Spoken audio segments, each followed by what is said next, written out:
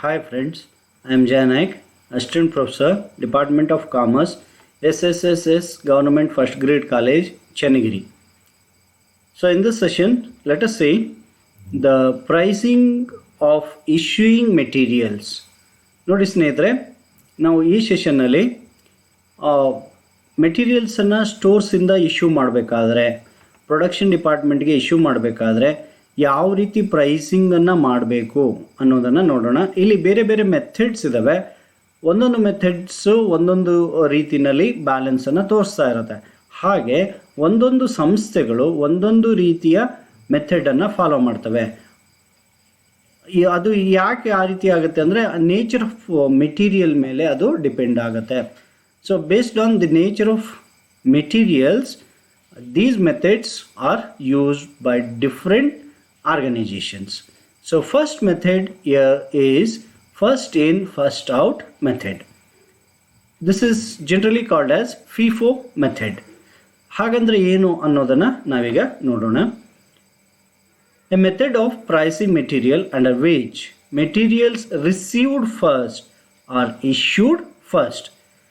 ಇದರ ಹೆಸರಲ್ಲೇ ಇರೋ ಹಾಗೆ ಯಾವ ಮೆಟೀರಿಯಲನ್ನು ನಾವು ಮೊದಲು ರಿಸೀವ್ ಮಾಡ್ಕೊಳ್ತೀವೋ ಅವುಗಳನ್ನೇ ಮೊದಲ ಆದ್ಯತೆಯಲ್ಲಿ ಇಶ್ಯೂ ಮಾಡಬೇಕು. ಹಾಗಾಗಿ ಈ ಮೆಥಡನ್ನು first in first out method ಅಂತೇಳಿ ಕರೀತಾರೆ. The pricing of the issue of the first is done at the rate of purchase of first lot. ಅಂದರೆ ಯಾವುದು ಮೊದಲ ಖರೀದಿ ಮಾಡಿರ್ತೀವೋ ಅದರ ಬೆಲೆಯ ಆಧಾರದಲ್ಲಿ ನಾವು ಅವುಗಳನ್ನು ಮೊದಲು ಇಶ್ಯೂ ಮಾಡ್ತೀವಿ.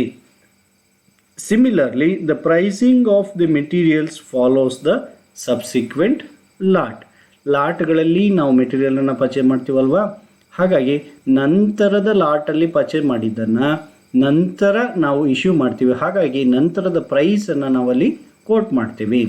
In short, materials are charged at cost price or purchase price under this method.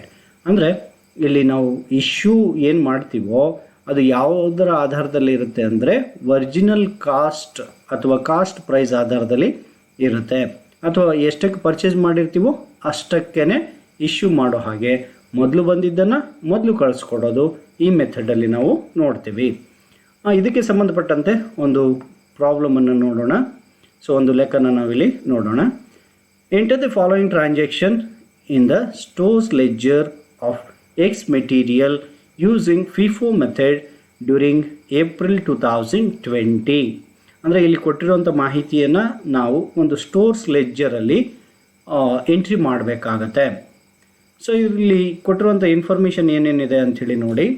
Balance that is on 1st April 2020, balance 400 units at ₹1 per unit. So opening balance ಇದೆ ಇಲ್ಲಿ 400 ಯೂನಿಟ್ಸ್, ಒಂದಕ್ಕೆ ಎಷ್ಟು ಅಂದರೆ ₹1 ಆಗಿದೆ. Then on 2nd April issued 100 units. ಇಲ್ಲಿ 100 ಯೂನಿಟ್ಸನ್ನು 2ನೇ ತಾರೀಕು issue ಮಾಡಿದ್ದಾರೆ. ಹಾಗೆ ಇಲ್ಲಿ ಯಾರು ಕನ್ಫ್ಯೂಸ್ ಆಗಬೇಡಿ, ಇಶ್ಯೂ ಆದಾಗ ಅವರು ಪ್ರೈಸನ್ನು ನಮಗೆ ಲೆಕ್ಕದಲ್ಲಿ ಕೊಟ್ಟಿರಲ್ಲ, ನಾವೇ ಆ ಪ್ರೈಸನ್ನು ತೋರಿಸ್ಬೇಕಾಗತ್ತೆ. ಯಾಕಂದರೆ first in first out method ಆಗಿರೋದ್ರಿಂದ ಮೊದಲೇ ಲಾಟಿನ ಬೆಲೆ ಏನಾಗಿರುತ್ತೋ ಅದರ ಆಧಾರದಲ್ಲಿ ನಾವು ಇಶ್ಯೂ ಟೈಮಲ್ಲಿ ಪ್ರೈಸನ್ನು ಕೋಟ್ ಮಾಡಬೇಕಾಗತ್ತೆ. Then 4th April 2020 received 1600 units at ₹1.10 per unit. Then on 6th April issued 600 units.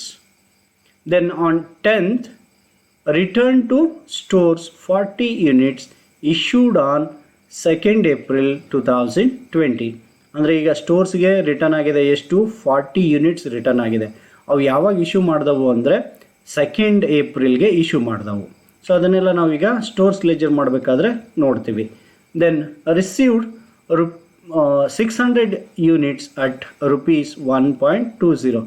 ನೋಡಿ ಇಲ್ಲಿ ಪ್ರೈಸ್ ಎಲ್ಲ ಬೇರೆ ಬೇರೆ ಬರ್ತಾ ಇದೆ. ಒಂದೊಂದು ಲಾಟನ್ನು ಖರೀದಿ ಮಾಡಿದಾಗ ಅವುಗಳ ಪ್ರೈಸ್ ಬೇರೆ ಬೇರೆ ಆಗಿದ್ದಾವೆ.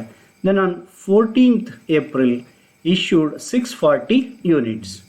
Again on 16th April received 200 units at rupees 1.20 per unit. ಮತ್ತು 200 ಯೂನಿಟ್ಸನ್ನು ಪರ್ಚೇಸ್ ಮಾಡಿದ್ದಾರೆ. ಅದರ ಬೆಲೆ ಪರ್ ಯೂನಿಟ್ ಎಷ್ಟಿದೆ ಅಂದರೆ 1.20 ಇದೆ. ದೆನ್ ಇಶ್ಯೂಡ್ 240 ಯೂನಿಟ್ಸ್, ಮತ್ತು 240 ಯೂನಿಟ್ಸನ್ನು ಇಶ್ಯೂ ಮಾಡಿದ್ದಾರೆ 20th April 2020ನಲ್ಲಿ. ದೆನ್ 22nd April 2020ನಲ್ಲಿ return to vendors 800 units received on 16th April. ಅಂದರೆ 800 ಯೂನಿಟ್ಸನ್ನು ಇಲ್ಲಿ ವೆಂಡರ್ಸ್ ಅಂದರೆ ಸಪ್ಲೈಯರ್ಸ್, ಯಾರಿಂದ ಪರ್ಚೇಸ್ ಮಾಡಿರ್ತೀವೋ ಅವರಿಗೆ ವಾಪಸ್ ಕಳಿಸಿದ್ದಾರೆ. ಅದು ಯಾವಾಗ ಪರ್ಚೇಸ್ ಮಾಡಿರೋದು ಅಂಥೇಳಿನೂ ಕೂಡ ಮೆನ್ಷನ್ ಮಾಡಿದ್ದಾರೆ.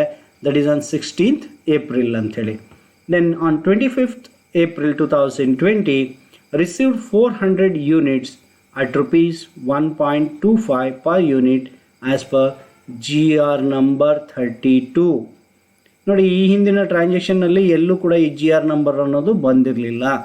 GR ಅಂದರೆ ಗೂಡ್ಸ್ ರಿಸೀವ್ಡ್ ನೋಟ್ ಅಂಥೇಳಿ, GRN ಅಂಥೇಳಿನೂ ಕೂಡ ಕರೀತಾರೆ. ಗೂಡ್ಸ್ ರಿಸೀವ್ಡ್ ನೋಟ್ ನಂಬರ್ 32 ಮೂಲಕ 400 ಯೂನಿಟ್ಸನ್ನು, ಒಂದು ಯೂನಿಟ್ನ ಬೆಲೆ 1.25 ಹಾಗೆ ರಿಸೀವ್ ಮಾಡ್ಕೊಂಡಿದ್ದಾರೆ. Then on 27th freight rupees 50 paid on purchases vide GR number 32. ಏನು 32 GR ನಂಬರ್ ಪ್ರಕಾರ ಪರ್ಚೇಸ್ ಮಾಡಿದ್ರು, ಅದಕ್ಕೆ 50 ರೂಪೀಸ್ ಫ್ರೈಟ್ ಚಾರ್ಜಸ್ ಕೂಡ ಇದೆ. Then on 30th April 2020 issued 500 units ಅಂಥೇಳಿ ಕೊಟ್ಟಿದ್ದಾರೆ. ಸೊ ಈ ಇನ್ಫಾರ್ಮೇಷನನ್ನು ಬಳಸ್ಕೊಂಡು ನಾವೀಗ ಸ್ಟೋರ್ಸ್ ಲೆಜರನ್ನು ಪ್ರಿಪೇರ್ ಮಾಡಬೇಕು. ಸೊ ಸ್ಟೋರ್ಸ್ ಲೆಜರ್ ಫಾರ್ಮೆಟ್ ಈ ರೀತಿ ಇರುತ್ತೆ, ಸರಿಯಾಗಿ ನೋಡ್ಕೊಳ್ಳಿ. First column for date. Then ಇಲ್ಲಿ ಈ ಟೇಬಲನ್ನು ಡೇಟ್ ಬಿಟ್ಟು 3 ಪಾರ್ಟ್ಸ್ ಮಾಡ್ಕೋಬೇಕು. ರಸೀಟ್ಸ್, ಇಶ್ಯೂ ಆ್ಯಂಡ್ ಬ್ಯಾಲೆನ್ಸ್ ಅಂಥೇಳಿ ಮಾಡ್ಕೋಬೇಕು. So under receipts we have to record GR number, ಅಥವಾ ನಾನು ಆಗಲೇ ಹೇಳಿದ ಹಾಗೆ ಗೂಡ್ಸ್ ರಿಸೀವ್ಡ್ ನೋಟ್ ನಂಬರ್, ಅದನ್ನು ಬರ್ಕೋಬೇಕು. ಎಷ್ಟು ಕ್ವಾಂಟಿಟಿ ಬಂತು ಅಂಥೇಳಿ ಬರ್ಕೋಬೇಕು. ಪರ್ ಕ್ವಾಂಟಿಟಿ ರೇಟ್ ಏನು ಅಂಥೇಳಿ ಬರ್ಕೋಬೇಕು. Then total amount, quantity into rate ಮಾಡಿದ್ರೆ ಅಮೌಂಟ್ ಬರುತ್ತೆ. Same thing in issue side. Here we have requisition number. Requisition number ಯಾರು ಅಂದರೆ ರಿಕ್ವಿಷನ್ ಎಲ್ಲಿಂದ ಬರುತ್ತೆ ಅಂದರೆ ಪ್ರೊಡಕ್ಷನ್ ಡಿಪಾರ್ಟ್ಮೆಂಟಿಂದ ರಿಕ್ವಿಷನ್ ಬರುತ್ತೆ. ಯಾವ ರಿಕ್ವಿಷನ್ ನಂಬರ್ಗೆ ನಾವು ಇಶ್ಯೂ ಮಾಡ್ತಾ ಇದ್ದೀವಿ ಅನ್ನೋದನ್ನು ಇಲ್ಲಿ ರೆಕಾರ್ಡ್ ಮಾಡಬೇಕು ಈ ಕಾಲಮಲ್ಲಿ. ದೆನ್ ಎಷ್ಟು ಕ್ವಾಂಟಿಟಿ ಇಶ್ಯೂ ಮಾಡ್ತಾ ಇದ್ದೀವಿ, ರೇಟ್ ಏನು, ಅಮೌಂಟ್ ಎಷ್ಟಾಗುತ್ತೆ, ಇಷ್ಟನ್ನು ಇಶ್ಯೂ ಕಾಲಮಲ್ಲಿ ಬರಿತೀವಿ. Then balance column. In balance column we have to record quantities, that is remaining balance, at what price the balance is there, and the total amount. ಇಲ್ಲಿ ಎಲ್ಲ ಕಾಲಮಲ್ಲೂ ಕೂಡ ಟೋಟಲ್ ಅಮೌಂಟ್ ರುಪೀಸ್ ಬರಬೇಕು ಅಂದರೆ rate into quantity ಮಾಡಬೇಕು. Okay, so this is the specimen of stores leisure under FIFO method. Next, how to solve the problem, procedure of solving the problem. So first we have to read the problem slowly and analyze it. ಇದನ್ನು ನಿಧಾನವಾಗಿ ಓದ್ಕೊಂಡು ವಿಶ್ಲೇಷಣೆ ಮಾಡ್ಕೋಬೇಕು. Then identify opening stock, material received and material issued. ಅಂದರೆ opening stock ಇದೆಯೋ ಇಲ್ವೋ ಅನ್ನೋದನ್ನು ನೋಡ್ಕೋಬೇಕು. ಹಾಗೆ ಯಾವ್ಯಾವ ಡೇಟಿಗೆ ರಿಸೀವ್ ಆಗಿದೆ, ಯಾವ್ಯಾವ ಡೇಟಿಗೆ ಇಶ್ಯೂ ಆಗಿದೆ ಅನ್ನೋದನ್ನು ಕೇರ್ಫುಲ್ಲಾಗಿ ನೋಡ್ಕೋಬೇಕು. Then prepare a stores ledger using the format mentioned in the previous slide. ಈ ಹಿಂದೆ ನಾನು ತೋರಿಸಿದ್ನಲ್ಲ, ಇದ್ರ ಪ್ರಕಾರ ಪ್ರಿಪೇರ್ ಮಾಡಿ ಅಂಥೇಳಿ ಹೇಳಿದ್ದಾರೆ. Then entering opening stock at the beginning, material received in received column and issued in issue column. So opening stock ಅನ್ನು opening balance ಅಂದರೆ ಬ್ಯಾಲೆನ್ಸ್ ಕಾಲಮಲ್ಲಿ ಮೊದಲು ಬರ್ಕೋಬೇಕು. ಯಾವಾಗ ಮೆಟೀರಿಯಲ್ ರಿಸೀವ್ ಆಗಿರುತ್ತೋ ಅದನ್ನು ರಿಸೀವ್ ಕಾಲಮಲ್ಲಿ ಬರೀಬೇಕು, ಇಶ್ಯೂ ಆಗಿರೋದನ್ನು ಇಶ್ಯೂ ಕಾಲಮಲ್ಲಿ ಬರೀಬೇಕು. Then find the balance after each receipt or issue of material. ಪ್ರತಿ ಸಂದರ್ಭದಲ್ಲಿ ಏನು ಮೆಟೀರಿಯಲ್ ರಿಸೀವ್ ಆಗುತ್ತೆ ಅಥವಾ ಇಶ್ಯೂ ಆಗುತ್ತೋ ಬ್ಯಾಲೆನ್ಸನ್ನು ಕಂಡುಹಿಡೀರಿ ಅಂಥೇಳಿ ಕೊಟ್ಟಿದ್ದಾರೆ. Careful observation is required while entering issue of materials with regard to price ಬಗ್ಗೆ ಗಮನ ಹರಿಸಬೇಕು. ಯಾಕಂದರೆ ಇಶ್ಯೂ ಮಾಡಬೇಕಾದ್ರೆ ಇಶ್ಯೂ ಪ್ರೈಸನ್ನು ಲೆಕ್ಕದಲ್ಲಿ ಕೊಟ್ಟಿರಲ್ಲ. ಹಾಗಾಗಿ ಎಷ್ಟು ಬೆಲೆಗೆ ನಾವು ಇಶ್ಯೂ ಮಾಡ್ತಾ ಇದ್ದೀವಿ ಅನ್ನೋದನ್ನು ನಾವು ಸ್ವಲ್ಪ ಕೇರ್ಫುಲ್ ಅಬ್ಸರ್ವೇಷನ್ ಮಾಡಬೇಕು ಅಂಥೇಳಿ ಹೇಳಿದ್ದಾರೆ. ಹಾಗಾದರೆ ಈಗ ಸ್ಟೋರ್ಸ್ ಲೆಜರ್ ನೋಡೋಣವಾ? Before that let us see the hints. Closing stock ಎಷ್ಟು ಬರಬೇಕು ಅನ್ನೋದನ್ನು. So 560 units at the rate of 1.20 amount 672 should be there.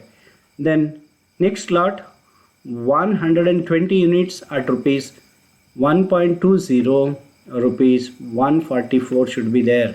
Then third lot 400 units at the rate of 1.25, amount 500 should be there. Then you see the stores ledger. So ನಾನು ಆಗಲೇ ಹೇಳಿದ ಹಾಗೆ opening ಬ್ಯಾಲೆನ್ಸನ್ನು ಈ ಕಾಲಮಲ್ಲಿ ಬರಿಬೇಕು. Opening balance ನೀವು ಬೇಕಾದರೆ ಲೆಕ್ಕನ ಇನ್ನೊಂದು ಸಲ ರಿವೈಂಡ್ ಮಾಡಿ ನೋಡ್ಕೊಳ್ಳಿ. ಕ್ವಾಂಟಿಟಿ 400 ಇದೆ, ರೇಟ್ 1 ರೂಪಿ ಇದೆ, ಮಲ್ಟಿಪ್ಲೈ ಮಾಡಿದ್ರೆ 400 ಬಂತು. ಸೊ ದೆನ್ ಸೆಕೆಂಡ್ ರೇಟಲ್ಲಿ ಇಶ್ಯೂ ಇದೆ. ಎಷ್ಟು ಇಶ್ಯೂ ಮಾಡಿದ್ದಾರೆ ಅಂದರೆ 100 ಕ್ವಾಂಟಿಟಿನ ಇಶ್ಯೂ ಮಾಡಿದ್ದಾರೆ. ಇಲ್ಲಿ ಇದು ರಿಕ್ವಿಸಿಷನ್ ನಂಬರ್, ಆ್ಯಕ್ಚುಲಿ ಇದು SR ನಂಬರ್ ಅಂಥೇಳಿ ಆಗಿದೆ. ರಿಕ್ವಿಸಿಷನ್ ನಂಬರ್ ಕೊಟ್ಟಿಲ್ಲ ಈ ಲೆಕ್ಕದಲ್ಲಿ, ಹಾಗಾಗಿ ಯಾವಾಗ ಕೊಟ್ಟಿರೋದಿಲ್ವೋ ಅದನ್ನು ಹಾಗೆ ಬ್ಲ್ಯಾಂಕ್ ಬಿಡಿ ಈ ಕಾಲಮನ್ನು. ಇಲ್ಲಿ GRN ನಂಬರು ಕೂಡ ಅಷ್ಟೇ, ಕೊಟ್ಟಿದ್ರೆ ಮಾತ್ರ ರೆಕಾರ್ಡ್ ಮಾಡಬೇಕು, ಇಲ್ಲಾಂದರೆ ಹಾಗೆ ಬಿಡಬೇಕು. ಈಗ ಇಶ್ಯೂ ಆಗಿರೋದು ನೋಡಿ 2 ಏಪ್ರಿಲ್ಗೆ 100 ಕ್ವಾಂಟಿಟಿ ಇಶ್ಯೂ ಆಗಿದೆ. ಹಾಗಾದರೆ ಇಶ್ಯೂ ಪ್ರೈಸ್ ಹೇಗೆ ಡಿಸೈಡ್ ಮಾಡೋದು ಅಂದರೆ ಲಾಟ್ ವೈಸ್ ನೋಡ್ಕೋಬೇಕು. ಇಲ್ಲಿ ಯಾವುದೇ ಲಾಟ್ ಇಲ್ಲ, ಓಪನಿಂಗ್ ಬ್ಯಾಲೆನ್ಸ್ ಮಾತ್ರ ಇತ್ತು 400 ಯೂನಿಟ್. ಅದರ ಪ್ರೈಸ್ ಎಷ್ಟಿತ್ತು? 1 ರೂಪಿ ಇತ್ತು. ಅದನ್ನೇ ಇಲ್ಲಿ ತಗೋಬೇಕು, 1 rupee. So 100 units into 1 rupee, amount is 100. So remaining balance 300 units. ಅದು ಹೇಗೆ ಅಂಥೇಳಿ ಗೊತ್ತಾಯ್ತಲ್ವ? 400 ನಮ್ಮ ಹತ್ರ ಓಪನಿಂಗ್ ಬ್ಯಾಲೆನ್ಸ್ ಇತ್ತು, ಈಗ 100 ಇಶ್ಯೂ ಮಾಡಿದ್ದೀವಿ, remaining balance is 300. So at the rate of 1 rupee, amount is 300. Then on 4th there's a purchase ಆಗಿದೆ, ಅಂದರೆ ರಿಸೀವ್ ಆಗಿದೆ 1600 quantity at the rate of 1.10. So total amount by multiplying these two we get 1760 rupees. Here there is no issue in this date, so we have to record the balance. Balance ಬರಿಬೇಕಾದ್ರೆ ನೆನಪಿಟ್ಕೊಳ್ಳಿ, lot wise balance ಬರೆಯೋದನ್ನು practice ಮಾಡ್ಕೊಳ್ಳಿ, ಎಲ್ಲೂ ಕೂಡ confusion ಆಗೋದಿಲ್ಲ. ಈಗ ನೋಡಿ, ಮೊದಲಿನ ಬ್ಯಾಲೆನ್ಸ್ 2ನೇ ತಾರೀಕಲ್ಲಿ 300 ಯೂನಿಟ್ಸ್ ಇತ್ತು, ಅದನ್ನು ಹಾಗೆ ಬರ್ಕೊಳ್ಳಿ at the rate of rupee 1, then amount is 300. ನಾವು ನ್ಯೂ ಲಾಟ್ 2ನೇ ಲಾಟಿಗೆ ಪರ್ಚೇಸ್ ಆಗಿರೋದು 4ನೇ ತಾರೀಕಿಗೆ 1600 units balance is there at the rate of 1.10 and total amount here is 1760. Then on 6th April 2020, here there is no purchase or receive, only issue is there. You observe, ನೋಡಿ ಲೆಕ್ಕದಲ್ಲಿ ನೋಡಿ 600 ಯೂನಿಟ್ಸನ್ನು issue ಮಾಡಿದ್ದಾರೆ, ಆದರೆ ಮೊದಲನೇ ಲಾಟಲ್ಲಿ 600 units ಇಲ್ಲ. ಹಾಗಾಗಿ ನಾವೇನು ಮಾಡಬೇಕು, ಇರೋ ಅಷ್ಟನ್ನು ಕೂಡ ಇಶ್ಯೂ ಮಾಡಿಬಿಡಬೇಕು. 300 ಯೂನಿಟ್ಸ್ ಟೋಟಲ್ ನಾವು ಇಲ್ಲಿ ಈ ಡೇಟಲ್ಲಿ ಇಶ್ಯೂ ಮಾಡಬೇಕಾದ್ರೆ 600 ಯೂನಿಟ್ಸ್. ನೆನಪಿರಲಿ, ಲೆಕ್ಕ ಒಂದ್ಸಲ ನೋಡ್ಕೊಳ್ಳಿ. Out of 600 units we have in first lot only 300 units at the rate of 1 rupee, so amount is 300. So out of 600, remaining 300 are issued from second lot, from this lot. So for this price is 1.10, 300 units into 1.10, 330. Now balance remaining, you can see here, ಇಲ್ಲಿ 1600 ಇತ್ತಲ್ವಾ, 1600 ಇತ್ತಲ್ವಾ, ಅದರಲ್ಲಿ 300 ಈ ಲಾಟಿಂದ ಇಶ್ಯೂ ಆಗಿದೆ.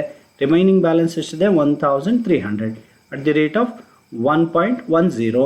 So remaining balance 1430. Then on 10th ಸ್ಟೋರ್ಸಿಂದ return ಆಗಿದೆ. ಸ್ಟೋರ್ಸಿಂದ return ಆದರೆ ಅದನ್ನು ರಸೀಟಲ್ಲಿ ತಗೋಬೇಕು. ಸ್ಟೋರ್ಸ್ ಅಲ್ಲ, ಪ್ರೊಡಕ್ಷನ್ ಡಿಪಾರ್ಟ್ಮೆಂಟಿಂದ ರಿಟರ್ನ್ ಆಗಿದೆ ಸ್ಟೋರ್ಸಿಗೆ. ರಿಟರ್ನ್ಡ್ ಟು ಸ್ಟೋರ್ಸ್ ಅಂದರೆ ಇದು ಪ್ರೊಡಕ್ಷನ್ ಡಿಪಾರ್ಟ್ಮೆಂಟಿಂದ ವಾಪಸ್ ಬಂದಿದೆ. ವಾಪಸ್ ಬರಬೇಕಾದ್ರೆ ಅವರು ಕ್ಲಿಯರಾಗಿ ಹೇಳಿದ್ದಾರೆ ಲೆಕ್ಕದಲ್ಲಿ, 2ನೇ ತಾರೀಕು ಇಶ್ಯೂ ಮಾಡಿದ್ದೀವಲ್ಲ ಇಲ್ಲಿ 100 ಯೂನಿಟ್ಸ್, ಅದರಿಂದ ವಾಪಸ್ ಬಂದಿದೆ ಅಂಥೇಳಿ ಹೇಳಿದ್ದಾರೆ. So return 40 units at the rate of 1 rupee. ಈ ರೇಟ್ ಹೇಗೆ ಮೆನ್ಷನ್ ಮಾಡಬೇಕು ಅಂದರೆ, ಇಲ್ಲಿ ರೇಟ್ ಏನು ಇಶ್ಯೂ ಮಾಡಬೇಕಾದ್ರೆ ಮೆನ್ಷನ್ ಆಗಿದೆಯೋ ಅದನ್ನೇ ಇಲ್ಲಿ ತಗೋಬೇಕು. So amount is 400. ನಾವು you write the balance because there are no other transaction during this day. So ಇಲ್ಲಿ ಈ ಲಾಟಲ್ಲಿ 1300 ಇತ್ತು at the rate of 1.10.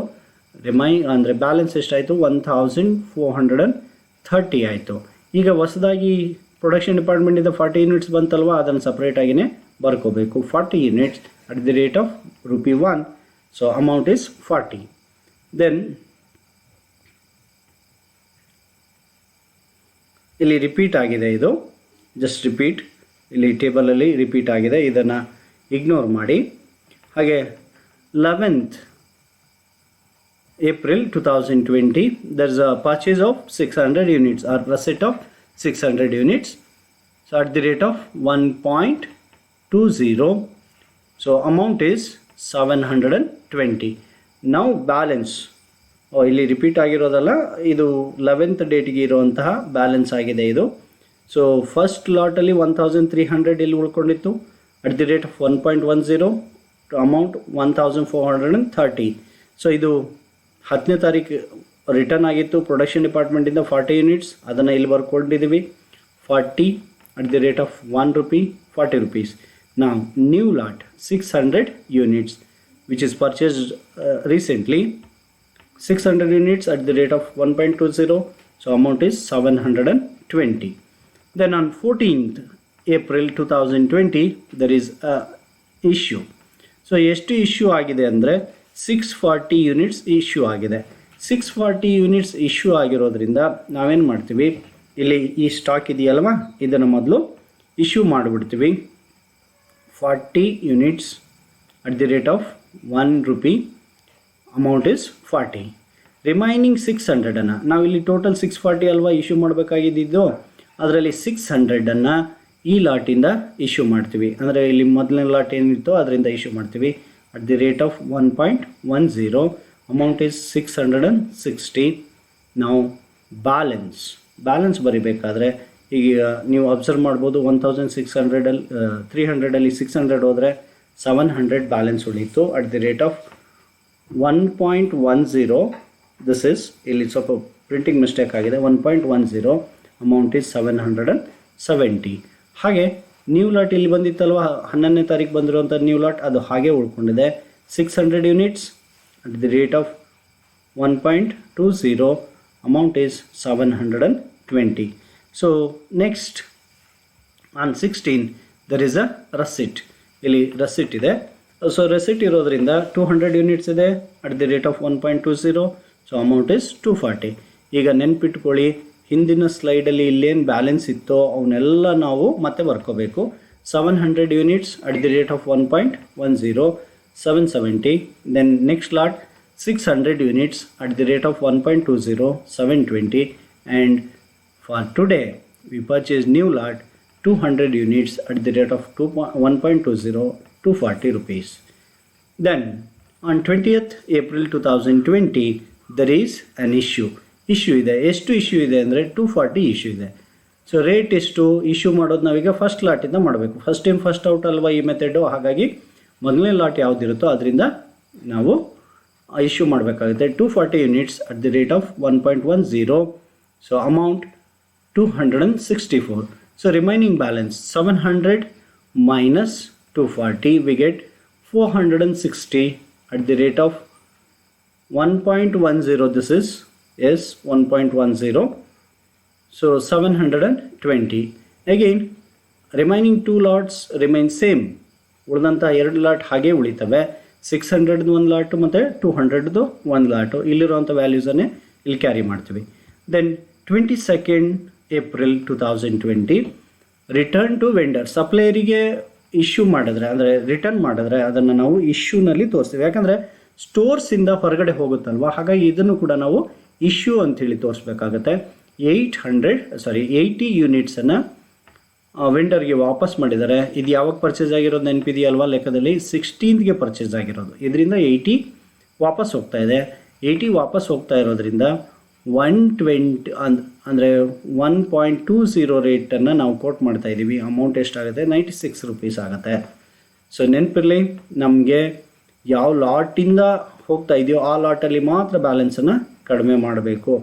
So ಹಿಂದಿನ ದಿನ ಇಲ್ಲಿ ಇದ್ದಿದ್ದು ಅಂದರೆ 20ನೇ ತಾರೀಕು ಇದ್ದಿದ್ದು 460, ಅದು ಹಾಗೆ ಉಳಿಯುತ್ತೆ. 600 ಲಾಟ್ ಹಾಗೆ ಉಳಿಯುತ್ತೆ. 200ಅಲ್ಲಿ 80 ಹೋಗುತ್ತೆ. ಸೊ 120 ಇಲ್ಲಿ ಉಳಿಯುತ್ತೆ. So 120 units at the rate of 1.20, 144. Then on 25/4/2020 ಇಲ್ಲಿ GRN ನಂಬರನ್ನು ಮೆನ್ಷನ್ ಮಾಡಿದ್ದಾರೆ, ದಟ್ ಈಸ್ 32. ಇದ್ರ ಮೂಲಕ 400 ರುಪೀಸನ್ನು ಕ್ವಾಂಟಿಟಿ ಬಂದಿದೆ. ರೇಟ್ 1.25. ಅಮೌಂಟ್ ಎಷ್ಟಾಗುತ್ತೆ ಅಂದರೆ 500 ಆಗುತ್ತೆ. ನಾವು ಬ್ಯಾಲೆನ್ಸ್ ಇಲ್ಲಿರುವಂಥ 3 ಲಾಟನ್ನು ಬರ್ಕೋಬೇಕು, ಯಾಕಂದರೆ ಇಶ್ಯೂ ಇಲ್ಲ ಈ ದಿನದಲ್ಲಿ. ಹಾಗಾಗಿ ಈ 3 ಬರ್ಕೊಂಡ್ವಿ. ಅದ್ರ ಜೊತೆಗೆ ಹೊಸ ಲಾಟನ್ನು 400 units at the rate of 1.25 ಬರ್ಕೊಂಡ್ರೆ ಇಷ್ಟು ಅಮೌಂಟ್ ಎಲ್ಲ ಬರುತ್ತೆ. ಹಾಗೆ ನೆಕ್ಸ್ಟ್ ಇಲ್ಲಿ 30th April 2020ಗೆ ಇಶ್ಯೂ ಇದೆ, 500 ಯೂನಿಟ್ಸ್ ಇಶ್ಯೂ ಇದೆ. ಆದರೆ ಫಸ್ಟ್ ಲಾಟ್ ನೋಡಿ, ಈಗ first in first out method ಆಗಿರೋದ್ರಿಂದ ಫಸ್ಟ್ ಲಾಟ್ ನೋಡಬೇಕು. ನಾವು ಇಶ್ಯೂ ಮಾಡಬೇಕಾಗಿರೋದು 500, ಆದರೆ ಇಲ್ಲಿ ಈ ಲಾಟಲ್ಲಿರೋವಂಥದ್ದು 460 ಯೂನಿಟ್ಸ್ ಇದೆ. ಅದನ್ನು ಫುಲ್ ತೊಗೊಳ್ತೀವಿ. 460 units at the rate of 1.10, amount 506. So 500 ನಾವು ಇಶ್ಯೂ ಮಾಡಬೇಕಾಗಿತ್ತು, 460 ಇಶ್ಯೂ ಮಾಡಿದ್ದೀವಿ. ಹಾಗಾದರೆ ಇನ್ನೂ 40 ಇಶ್ಯೂ ಮಾಡಬೇಕು. ಆ 40 ಯೂನಿಟ್ಸನ್ನು ನೆಕ್ಸ್ಟ್ ಲಾಟಿಂದ ಇಶ್ಯೂ ಮಾಡ್ತೀವಿ. ಈ 600 ಲಾಟ್ ಇದೆಯಲ್ವಾ, ಇದರಿಂದ 40 ಯೂನಿಟ್ಸನ್ನು ಇಶ್ಯೂ ಮಾಡಿದ್ರೆ ರೇಟ್ ಇದನ್ನೇ ಕೋಟ್ ಮಾಡಬೇಕು.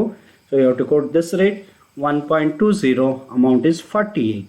Now remaining balance. So this lot is exhausted. ಇದು ಮುಗೀತಿದು. ಇದರಿಂದ 40 ಮಾತ್ರ ಹೋಗಿದೆ. 40 ಹೋದರೆ 600ಅಲ್ಲಿ 560 ಉಳಿತು. 560 units at the rate of 1.20, 672. Remaining 2 lots remain unchanged. ಇದರಲ್ಲಿ ಯಾವುದೇ ಬದಲಾವಣೆ ಇರೋದಿಲ್ಲ. 120 ಯೂನಿಟ್ಸ್ದೊಂದು, 400 ಯೂನಿಟ್ಸ್ದೊಂದು ಹಾಗೆ ಉಳಿಯುತ್ತೆ. So ultimately the last balance or closing balance we have like this 560 units at the rate of 1.20, amount is 672. Then next lot 120 units at the rate of 1.20, 144 rupees. Then last lot 400 units at the rate of 1.25, amount is 500 units. So like this we have to prepare stores ledger. ಈ ರೀತಿಯಾಗಿ ನಾವು stores ಲೆಡ್ಜರನ್ನು prepare ಮಾಡಬೇಕು. So next ಕ್ಲಾಸಲ್ಲಿ ಅಂದರೆ next ಸೆಷನ್ನಲ್ಲಿ ನಾನು ಇನ್ನೊಂದು ಲೆಕ್ಕನ ನಿಮಗೆ ಎಕ್ಸ್ಪ್ಲೈನ್ ಮಾಡ್ತೀನಿ. ಸದ್ಯಕ್ಕೆ ಈ ಸೆಷನ್ನಲ್ಲಿ ಇಷ್ಟು ಸಾಕು. Thank you.